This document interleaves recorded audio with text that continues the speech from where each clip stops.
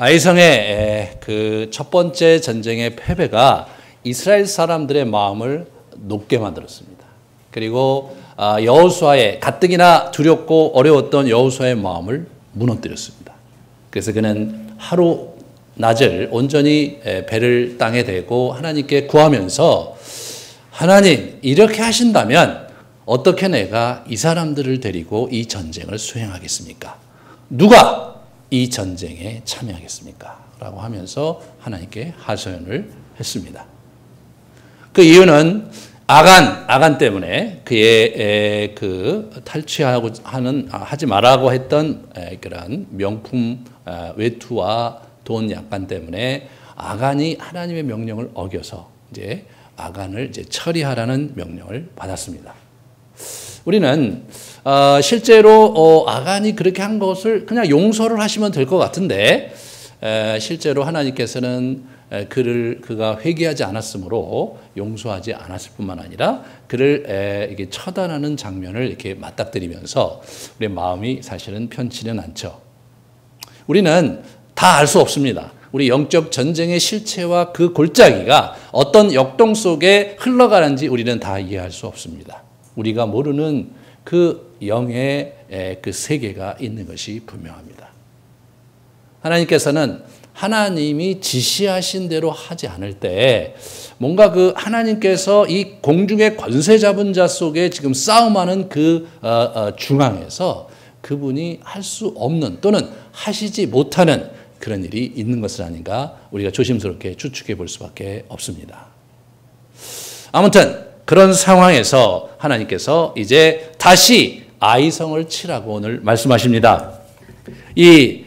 뭐냐면 두려워 말라 놀라지 말라. 이게 처음에 1장 9절에서 말씀하셨던 이야기를 다시 꺼내면서 너가 초심으로 돌아가서 다시 이 전쟁에 임하라고 말씀을 하시고 이 아이성을 너에게 넘겨주겠다. 이 부분을 아주 강조를 하고 있으신데 이게 보시면 내가 아이 왕과 그의 백성과 그의 성읍과 그의 땅을 다 내 손에게 주리라 얘기하시면서 강조하고 있는 것을 보게 됩니다. 하나님께서는 오늘 본문에서 달라지신 모습을 우리에게 보여주십니다. 그죠? 하나님께서 달라지셨어요.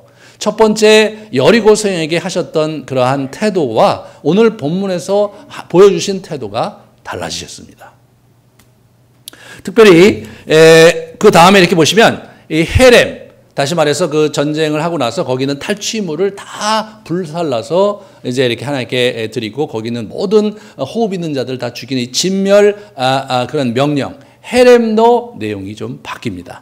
어떻게 바뀌냐면 이번에는 탈취물을 너희가 가져도 된다. 그렇게 바꾸십니다.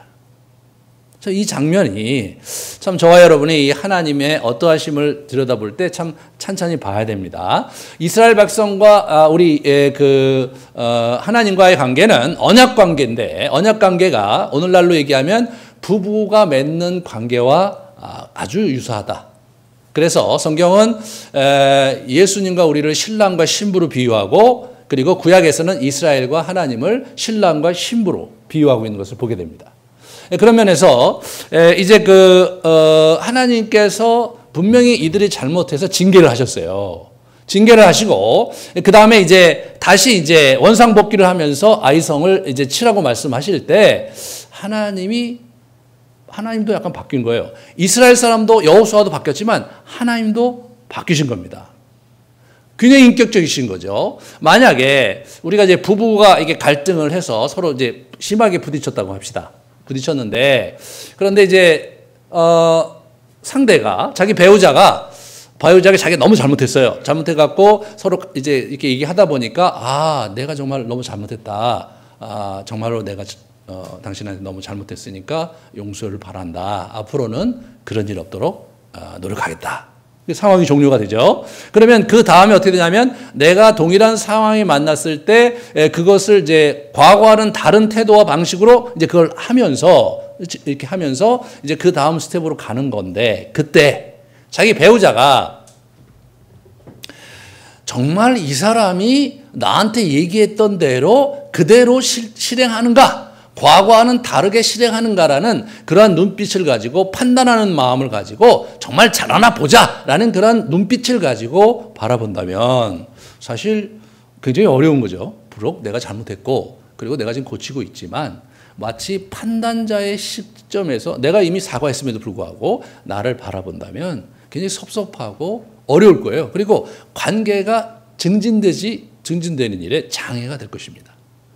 그런데 내 배우자가 이제 분명히 문제를 제기했고 상대가 잘못했지만 그러나 이제 용서를 빌었을 뿐만 아니라 이제 그렇게 이제 정리가 돼서 또 다른 상황에서 비슷한 일을 맞이했을 때 좀 다른 관점에서 물론 그때 내 배우자가 잘못했지만 내 남편이 또는 내 아내가 잘못했지만 또 그렇게 할 만한 사정이 있었고 마음의 어려움이 있었던 것을 헤아리면서 그러면서 너그러운 마음과 과거와는 좀 더 편안한 태도를 가지고 자기 배우자를 대해주면 그럼 어떤 일이 벌어집니까? 그러면 어떻게 되면 아주 관계가 더 좋아지는 거죠. 더 좋아지는 겁니다, 여러분. 그러니까 우리가 이제 부부 갈등이 뭐냐면 어려운 게 뭐냐면 부부는 싸우는 게 정상이죠. 그죠? 정상입니다. 왜냐하면 서로 다르니까. 안 싸우고 산다고 늘 좋은 것만은 아니잖아요. 왜냐하면 안 싸우고 오랫동안 살다가 조용히 헤어지는 커플도 있으니까. 그러니까 이제 서로 이 싸움도 하나의 의사소통, 그러한 그 채널이고 방식의 하나라고 본다면 실제로 그렇거든요. 그런데 그럼 싸웠단 말이죠. 싸웠어요. 그러면 서로 싸우고 나서 불편한 마음을 이제 가졌지만 또 얘기하면서 마음을 풀고 상대를 받아주며 용서하며 그 다음 스텝으로 갈 때 서로가 한 발짝씩 달라진다면 두 사람의 관계는 그 싸움 때문에 힘들긴 했지만 좀 더 깊은 관계로 발전하는 겁니다. 오늘 본문이 그것을 얘기해 주는 거예요. 네, 하나님이 먼저 달라지십니다. 네? 하나님이 어떤 마음이냐? 그래. 아간이 그렇게 했지만 그 마음을 이해해 주신 거죠. 그 마음을 이해해 주신 거예요. 그래서 야, 이번에는 너희가 그렇게 힘든 거 내가 미처 생각을 못해. 또는 너희가 그렇게 힘들면 탈취물은 이제부터 가져라. 이렇게 말씀해 주신 거죠. 참 이 하나님의 제스처가 너무나 인격적이시죠. 두 번째 달라진 게 뭐냐면 저 성 뒤에 매복해라. 그렇게 얘기하십니다. 매복해라. 매복이라는 컨셉을 주세요. 전쟁 컨셉을. 자, 여리고 성은 어떤 일이 벌어졌냐면 구체적인 지시사항이 있었어요. 하나부터 10까지 주님이 다 지시를 했고 그래서 한 바퀴 돌고 두 바퀴 돌고 세 바퀴 이렇게 돌고 마지막 날은 일곱째 날은 6바퀴 돌고 7바퀴 돌 때 나팔 소리를 크게 불면 그때 너희가 한꺼번에 와라고 함성을 불러라. 그러면 성곽이 무너질 거다.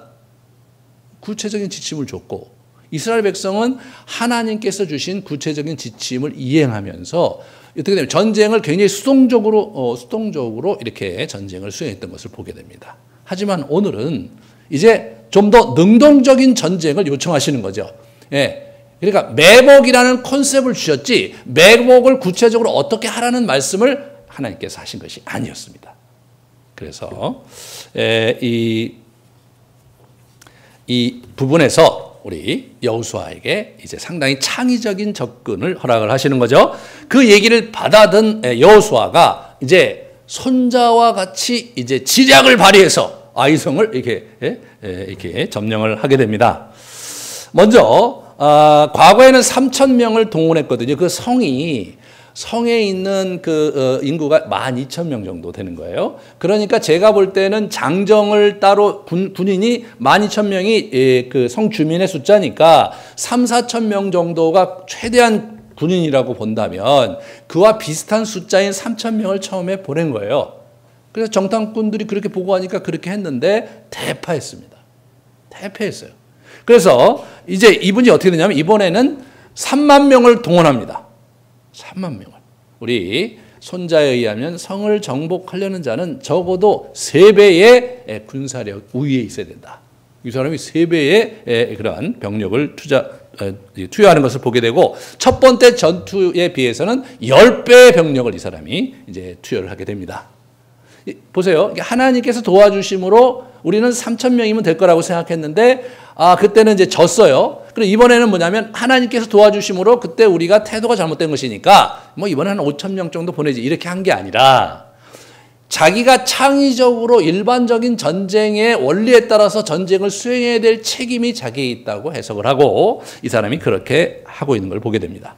두 번째로 선봉에서요. 그 이전에는 여호수아가 가질 않았어요. 이번에는 여호수아가 선봉에 서고 장로들이 선봉에 서서 함께 출전을 했던 것을 보게 됩니다. 솔선수범을 하고 있고 그 다음에 이제 굉장히 창의적으로 이제 본진과 매복 장소를 자기가 이렇게 하면서 이제 전쟁을 수행을 합니다. 우리 같이 지도를 보면 저기가 이제 저렇게 돼 있는 거예요. 그러니까 뭐냐면 요단강이 있고 그 다음에 이렇게 쭉 이제 그 보시면 여기 이제 여리고성을 끝내고 나서 위로 쭉 올라가는 거예요. 이게 올라가는 거예요. 그래서 저기가 아이성이 있는 거예요. 이게 어떻게 되는 거냐면 우리나라의 그 한반도가 동고 서저잖아요. 비슷해요. 그래서 어떻게 되냐면 이제 우리는 동해가 있는데 동해가 있는 게 아니라 사해와 요단강이 있다고 생각하시면 돼요. 그러니까 이제 저쪽에서 이제 강릉 쪽으로 이제 이렇게 건너서 왔다고 생각해 봅시다. 그러면 강릉 그쪽 시내를 점령을 한 거예요. 그 다음에 어디를 가려면 이쪽으로 넘어와야 돼요. 넘어와서 한반도를 이제 점령을 해야 된다면 어떻게 해야 되냐면, 백두 대간을 넘어가야 되거든요. 다시 말해서 대관령을 넘어가야 된다고 생각하시면 대관령 마루턱에 뭐가 있는 거냐면 아이성이 있는 거예요. 이게 이제 들어오시죠. 입체적으로. 대관령 머리맡에 아이성이 있는 겁니다. 그 아이성을 점령을 하고 나야 그 다음에 어떻게 되냐면 이쪽으로 넘어오든지 아니면 저 남쪽으로 가든지 간에 어떤 형태로든지 그 다음 전쟁의 전략적 교두보를 확보하는 거죠. 그래서 아이성을 이제 치러 간 거예요. 자, 그 다음에 이렇게 보시면, 그 다음에 넘어가 주세요. 네.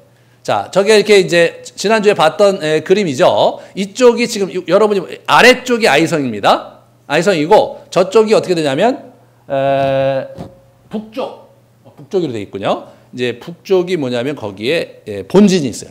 본진이. 그 다음에 서쪽, 그 다음 걸 보세요. 예, 서쪽이 뭐냐면 그게 이제 마루턱 넘어서 저쪽이죠. 그러니까 이렇게 넘어가는 거니까 거기에 5천 명의 매복군을 둔 겁니다. 하나님은 성 뒤에 매복하라고만 얘기하셨는데 성 뒤에 매복한다면 저기밖에 매복지가 없으니까 우리 여호수아가 창의적으로 생각을 한 것 같아요. 그래서 그날 밤에 몰래 5천 명을 저 뒤에 매복을 시킵니다. 이튿날 아침에 자기 군대를 거느리고 이렇게 본진이 가갖고 어떻게 되냐면 그 성 북편에 거기에 그 이제 계곡이 있고 거기 있었는데 그 계곡에 진을 치고 거기서 아이성 성주 보란 듯이 그날 거기서 캠핑을 합니다. 주둔을 해요. 아이성 왕은 눈앞에 이렇게 보이니까 이 사람 나름대로 계산이 섰던 것 같아요. 그래서 바로 이 계곡으로 아침 일찍 나와서 진이고 들어가기보다는 약간 아랫목에 이렇게 평지가 좀 있었던 것 같은데 거길로 집합을 시킵니다. 그래서 자기 군대를 그쪽에 집합시켜서 전투의 모양새를 갖출 때쯤 이제 이 사람들은 싸우는 척하고 이게 도망을 해요. 싸우는 척하고 도망하는 거예요. 이 손자에 의하면 전쟁이란 자고로 궤도다. 다시 말해서 속이는 거다. 전쟁의 본질이 속이는 거라는 거예요. 그래서 이 사람이 속이는 거예요. 그러니까 때로 하나님의 사람도 속일 때가 있는데 전쟁에서 이제 그럴 때가 있다는 거예요. 그러니까 이게 굉장히 긴장이 있는 거죠, 그죠? 우리가 원리 원칙대로 이렇게 사는 것도 중요하지만 이 상황에 따라서 전쟁이면 전쟁의 규율에 따라서 움직일 필요가 있는데 이 사람이 지금 그렇게 하는 거죠. 그래서 패하는 척하고 내려갑니다. 패하는 척하고. 내려가는데 어떻게 되니까 이제 한 시점에서 자기가 단창을 드니까 저쪽에 있는 군호를 받고 저 뒤에 있는 친구들이 이렇게 이제 우리 아이성을 들어가죠. 그런데 저 아이성 왕이 좀 굉장히 욕심이 많았던 것 같아요. 왜냐하면 보면은 이게 그 사람들을 쫓아가면서 아이성에 있는 남은 병력을 자기가 호출을 해요. 그래서 호출이 돼서 모두 한꺼번에 진이기고 내려가서 이스라엘을 치려고 합니다. 근데 실제로 저쪽에 있는 5천 명의 매복군이 들어와 보니까 병력, 남자애 하나도 없어요. 하나도 없어요. 완전히 성을 깡그리 비운 거예요. 굉장히 어리석은 행동을 한 건데 저 사람이 왜 저렇게 어리석었을까 생각을 해보면 아이성 성주도 사실 긴장이 됐던 거죠. 왜냐하면 자기들은 한 3, 4천 명밖에 병력이 없어요. 상대는 뭐 한 4만 명 정도 되거든요. 그 건너온 사람들이. 그러니까 이 대군을 맞이해서 싸우는데 한 번 전투를 했는데 내리막길에서 전투를 하니까 자기들이 이제 승기를 잡았으니까 그때 뭐 별명 많이 못 죽였잖아요.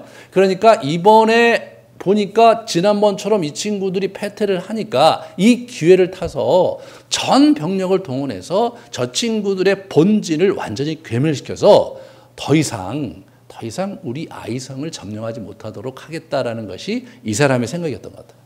예. 그리고 저 뒤에 저렇게 매복군이 있을 거라고는 이 사람이 전혀 생각을 못했던 것 같아요. 예. 그런 상황에서 이제 일이 그렇게 벌어진 겁니다. 예, 벌어진 거예요. 이 전쟁의 기본 원리에 충실해서 창의적으로 이제 전투를 했던 것을 우리가 이렇게 보면 이 8장의 전투는요, 그냥 손자병법에 나온 진법과 손자병법에 나온 전쟁의 원리를 그대로 적용하면서 그냥 계속 보여주고 계세요. 그 사진을.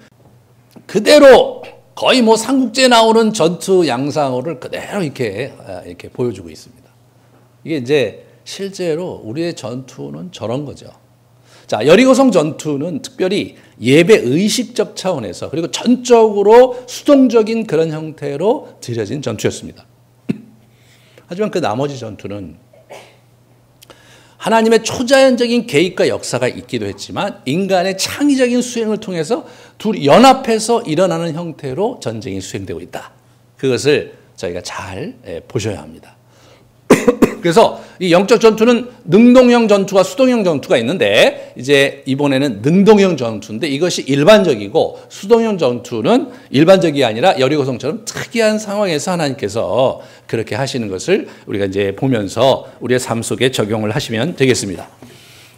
여기서 우리 이 여호수아 이게 하나님만 달라진 게 아니라 여호수아가 달라졌다는 말씀을 드리는데 첫 번째로 여호수아가 이 손자병법에서 나오는 지략과 같은 지략을 가지고 창의적으로 전쟁을 수행했다. 두 번째는 뭐냐면 전적으로 하나님의 음성과 지시에 귀를 기울이는 모습이 나옵니다. 그래서 18절에 보시면 하나님께서 단창을 들라 그러니까 그때 단창을 드는 거예요. 그것은 사람을 죽이려고 전투를 하려고 든 게 아니라 그게 군호였거든요. 그러니까 내려가면서 단창을 보니까 저 위에 그 매복했던 군사가 망보는 친구가 그 단창을 드는 군호를 타이밍을 해갖고 이 친구가 진이기고 내려온 거란 말이죠. 그런데 재밌는 것은 하나님께서 그걸 지시하는 것으로 나오는 거예요. 이 사람이 그걸 기록하는 거예요. 이 전쟁에 있어서 타이밍이 중요하죠. 타이밍이 중요한 거죠. 일단 전체적인 전략과 구도를 가지고 전쟁에 들어가면 전쟁에 관련된 책을 보면 전쟁은 하나의 생물이다. 일단 시작이 되면 생물이 움직이는 그 자체적인 역동에 의해서 굴러가다가 끝난다는 거예요. 게임 중에서 아주 그런 게임이 이제 축구죠. 그래서 남자들이 축구를 좋아하는 게 이게 이제 가령 예를 들어서 우리 우리 농구라든가 또는 이 야구, 특히 야구 같은 경우는 프로그래매틱하게 이게 전략을 그때 세우면서 언제든지 이게 이제 꼭 이 컴퓨터 게임 하듯이 할 수 있는 그런 것이지만 그렇지만 축구는 아니죠. 축구는 우리 감독이 다 이렇게 지시를 하고 코치가 다 지시를 해서 일단은 들어가면 그 다음부터 감독이 할 수 있는 일이 별로 없거든요. 결국 11명의 선수가 어떻게 호흡을 맞추고 어떻게 팀워크를 짜고 그 다음에 거기서 그 현장에서 흘러나오는 그러한 역동 속에서 길을 찾아야 되는 게 축구고 그래서 이 축구가 전 세계적으로 이렇게 열광을 하는 거 아닙니까? 저게 변수도 많고 전쟁이 딱 그런 거거든요. 그러니까 이게 뭐냐면 뭐가 중요하냐면 전쟁에서는 이 타이밍이 중요하다고 그래요. 타이밍이. 예? 적절한 때에 적절한 명령이 떨어져야 이게 승기를 잡을 수 있는 거거든요. 그러면 우리 이 여호수아의 입장에서 볼 때 지금 이 사람이 몰리고 있는 게 쭉 몰리고 내려가고 이 사람들이 이제 나름대로 전군을 들여서 이제 이 사람들이 위에서 그들을 산 아래 비탈로 계속해서 자기들을 추격하고 있어요. 본인들은 적당히 싸움 척하면서 걸음아 나 살려라고 막 도망가는 신용을 지금 내고 있습니다. 그러면 어느 시점에 신호를 보내야 이 전쟁이 승리로 이끌어갈 수 있느냐? 그 뭐 아무 때나 이렇게 손을 들으면 와갖고 저길 치고 그러면 되니까 문제가 없을 것 같지만 한 가지 뭐냐면 여호수아는 이 친구들을 진멸 전쟁이기 때문에 다 죽여야 되거든요. 지금 다 죽여야 돼요. 그러니까 이 부분에서 여호수아가 그 주도권을 안 갖는 거예요. 여호수아가 하나님을 의탁하고 하나님을 기다리다가 하나님이 원하시는 타이밍에 하나님이 가장 적절하다고 생각할 때 제게 사인을 주십시오. 그렇게 기도했던 것 같아요. 하나님께서 단창을 들라. 이 사람이 단창을 들은 겁니다. 그때 일이 벌어진 거죠. 그래서 어떻게 됩니까?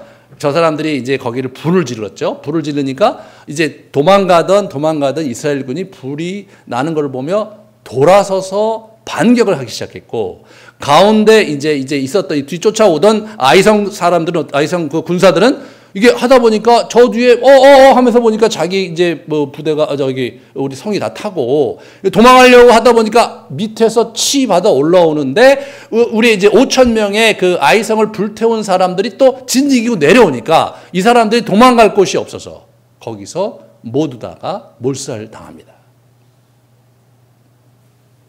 그런데 아주 재미난 것은 무엇이냐면 26절의 표현입니다. 8장 26절의 표현이 이렇게 나와요.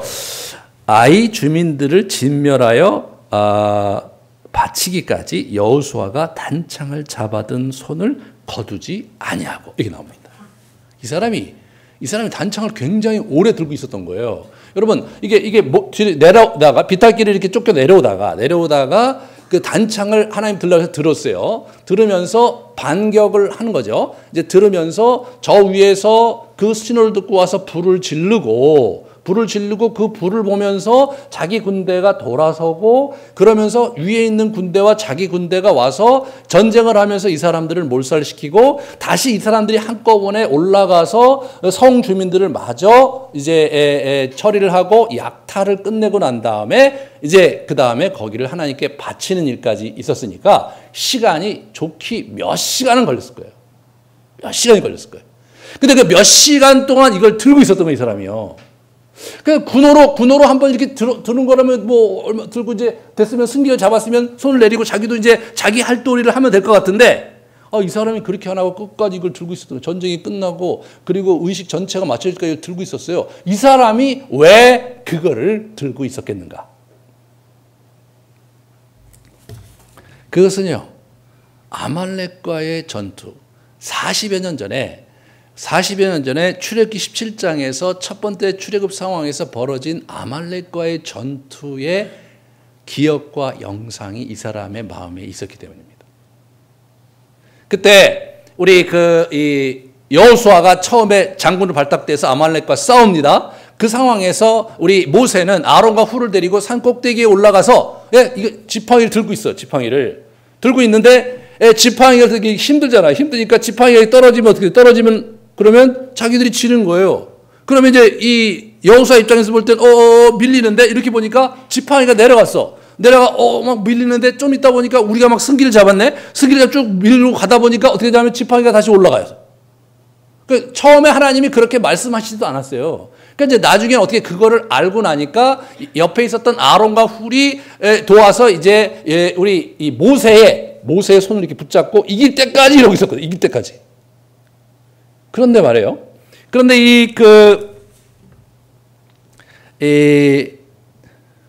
거기 보시면, 거기 출애굽기 17장 14절에 보시면, 출애굽기 그쪽 얘기한 다음에 전쟁이 끝난 다음에 이것을 책에 기록하여 기념하게 하고 여호수아의 귀에 외워 들리라 이 말씀하셨어요. 그러니까 여호수아가 젊었을 때 그 전쟁을 했는데 그 모세를 통해 지시를 내려갖고 그거를 기념해서 기록하고 그리고 이게 뭐냐면 여호수아가 꼭 명심하고 있게 하라. 그 언젠가는 여호수아가 이 장면을 연상하면서 전쟁할 날이 있을 것을 주님께서 예견하신 것 같아요. 그런데 정확하게 하나님의 의도대로 우리 이 여호수아가 그것을 기억하고 그걸 들고 있었던 거예요. 이 사람은 자기가 모세가 그걸 들고 있었을 때 자기가 이길 수 있었고 그것이 이게 기울었을 때 자기 군대가 지는 경험을 했던 사람입니다. 하나님께서 그렇게 하라고 하시지 않았지만 여호수아는 자기가 그것을 내릴 수가 없었던 것 같아요. 여호수아에게는 지금 긴장이 있습니다. 왜 그렇습니까? 우리 그 여리고 성을 이겼어요. 근데 이겼는데 문제는 뭐냐면 그 다음 전쟁이 보장이 안 된 거 아닙니까? 이겼기 때문에 그 다음 전쟁도 하나님의 도우심으로 이긴 게 아니라 두 번째 전쟁이 실패한 거예요.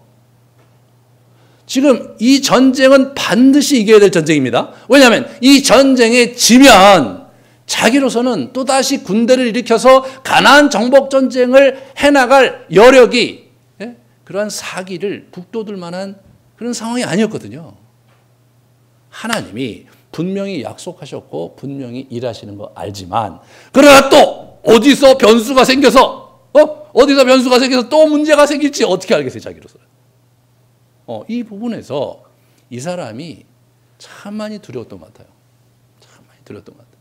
그래서 이 사람이 그 옛날에 그 생각을 하면서 모세에 대한 추억과 생각을 하면서 그것을 끝까지 팔이 얼마나 아팠겠어요, 여러분. 그 수시간 동안을, 몇 시간 동안을 이걸 들면서 이분이 다닌 거예요. 이분이 이걸 다닌 거예요, 이거를. 그래서 완전히 승리로 전쟁이 마감되자 그때서 비로소 이 단창을 내렸습니다.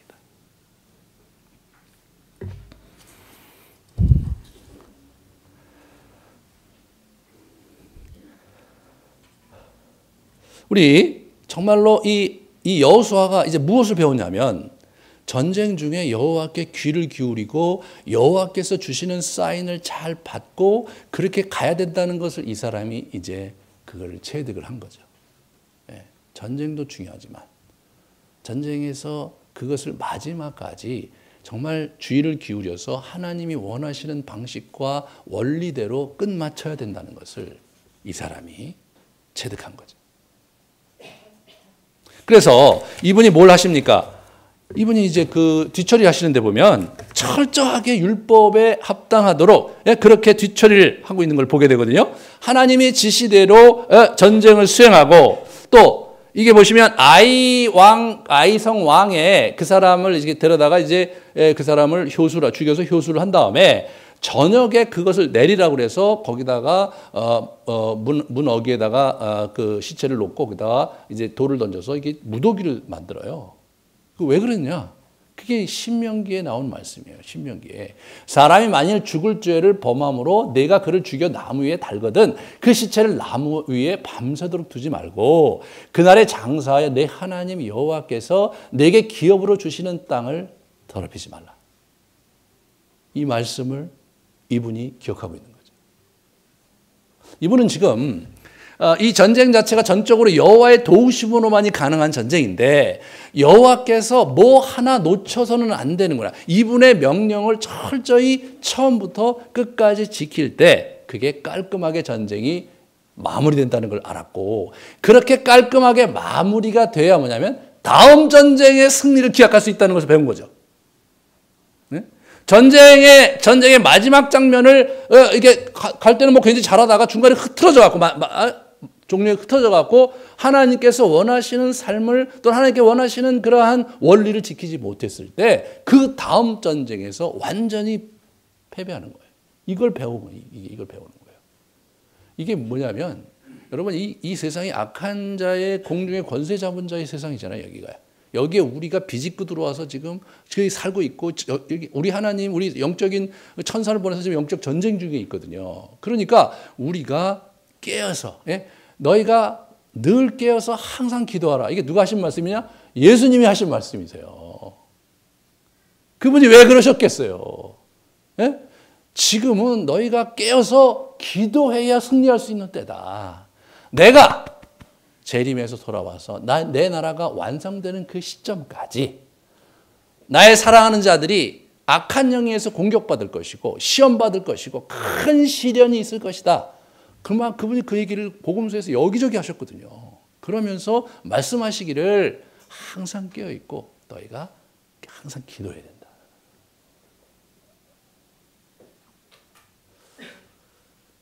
이게 참 어려운 거죠.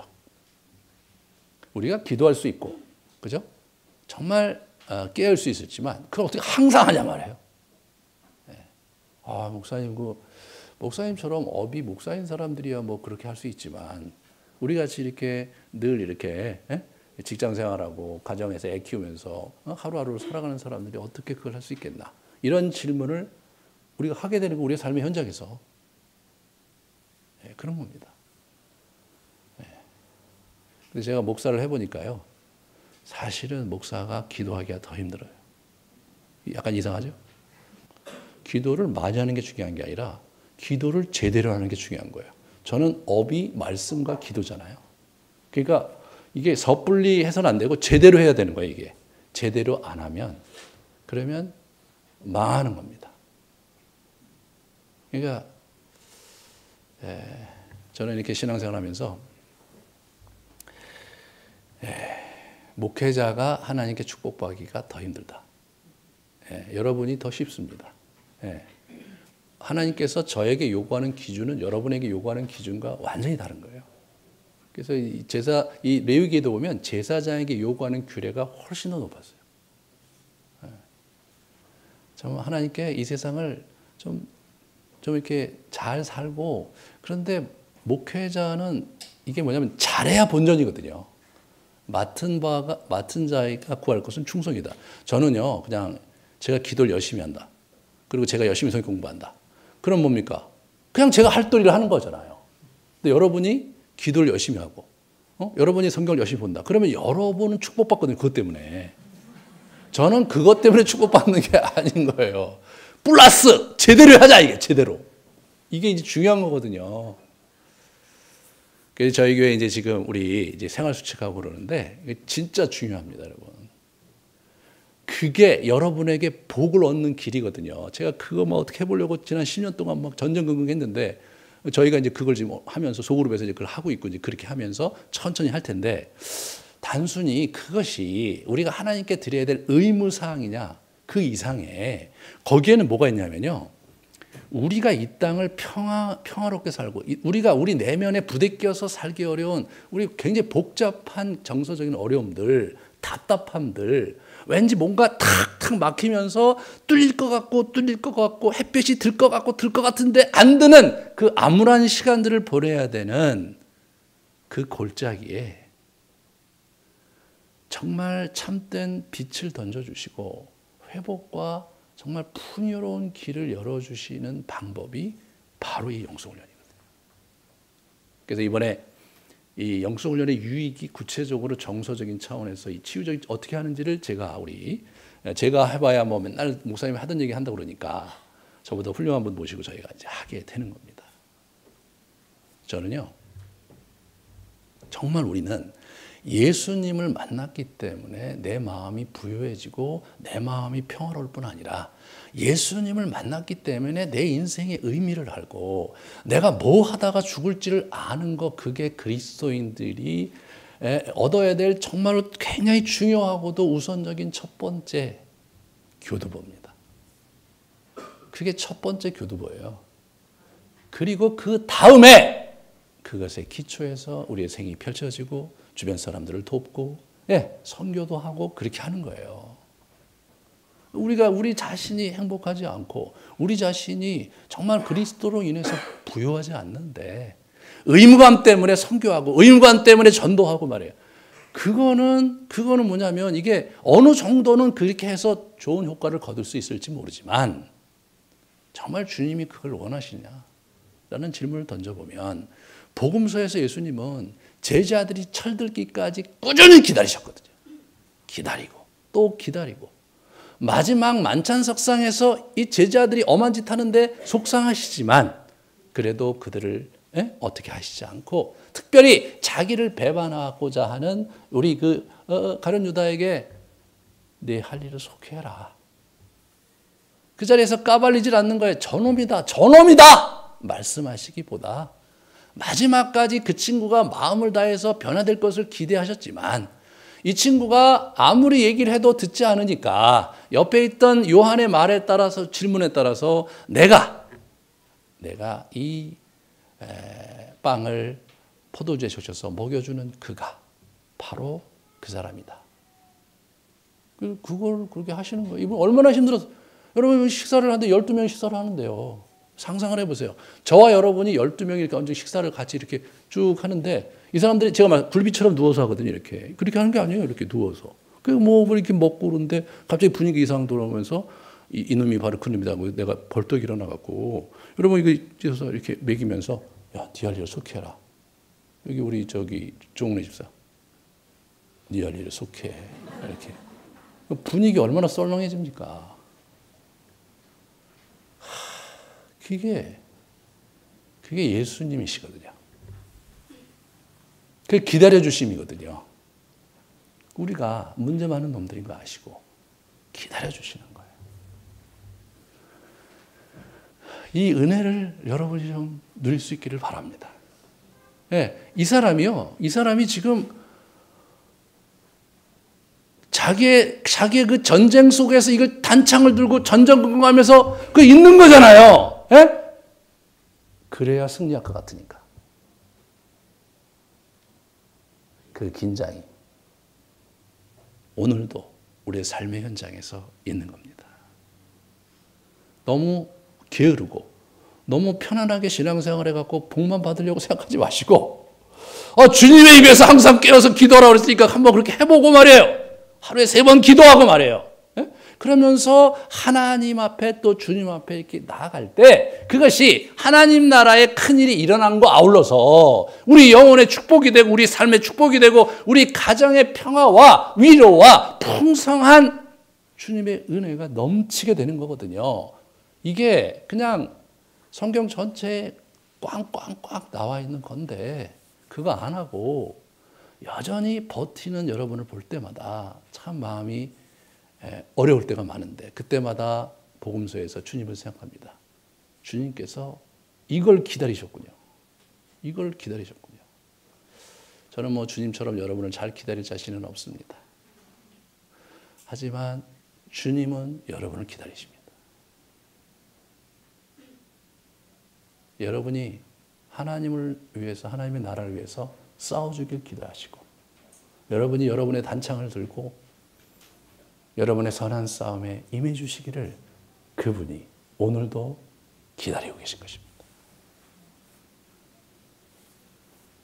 이 가을에 저와 여러분이 정말 올 한 해를 이렇게 돌아보면서 여호수아와 같은 긴장을 갖고 살고 있는가? 여호와 하나님께서 나와 함께 하시고 나에게 은혜와 복을 주기 원하시는데 내가 정말로 진지하게 그 복받을 삶을 살고 있는가? 돌아보시면서 패배를 딛고 일어나는 여호수아의 단창을 바라보실 수 있기를 바랍니다. 오늘 우리 용기를 얻게 하는 우리 그 선언문 같이 하면서 오늘 메시지를 정리하려고 합니다. 여러분 뒤에 보면 있죠? 같이 부르고 찬송하고 찬송에 봉독하고 그리고 우리 또 하나님 앞에 우리가 용기를 갖고 담대하게 이 싸움에 임할 수 있게 해달라고 같이 좀 기도하는 시간을 갖겠습니다. 시작. 너 하나님의 사람아 나사렛 예수 그리스도의 이름으로 선포하노니 너는 강하고 담대한 사람이 될지어다. 지금 너의 마음이 연약하여 여러 두려움을 떨쳐버리지 못하고 있느냐? 여호수아에게 군대 장관으로 나타나셔서 강하고 담대함을 심어주셨던 주님께서 지금 너와 함께하고 계심을 믿음으로 받을지어다. 너 하나님의 사람아 이 세상에 어떤 괴악과 악한 영이 너를 대적한다 할지라도 하나님의 보호 속에서 믿음으로 강하게 물리칠지어다. 담대함을 가지고 싸울지어다. 악한 영과 승리는 이미 주께서 약속해 주셨으니 굳게 믿고 흔들리지 말지어다. 성령에 충만할지어다. 두려움 없는 믿음으로 승리할지어다. 아멘. 같이 우리 기도합시다. 우리에게 믿음과 용기를 달라고 우리의 삶에 처져 있지 말고 언제까지 철부지처럼 주저앉아 있지 말고 정말 깨어 일어나 기도할 수 있는 자가 되고 싶다고 주 앞에 기도하는 시간 갖겠습니다. 같이 기도하시겠습니다.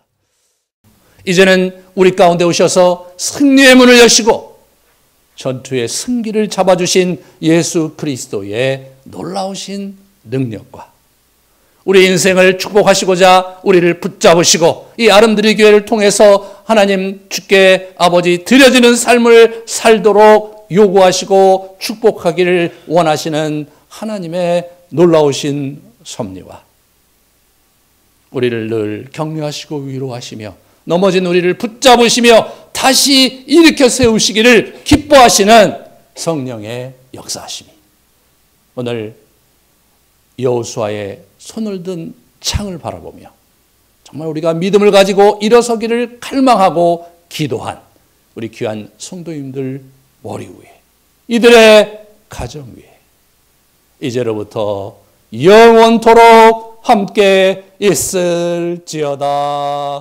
아멘.